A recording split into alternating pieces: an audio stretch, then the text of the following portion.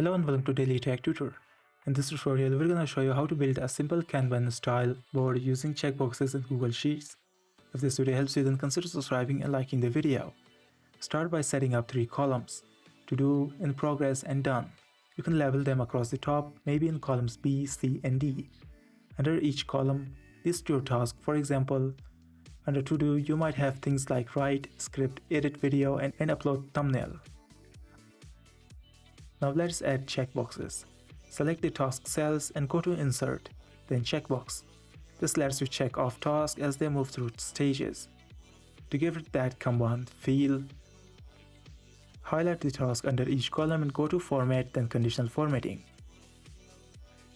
For in progress, you can choose color like gray, and for done, you can choose color like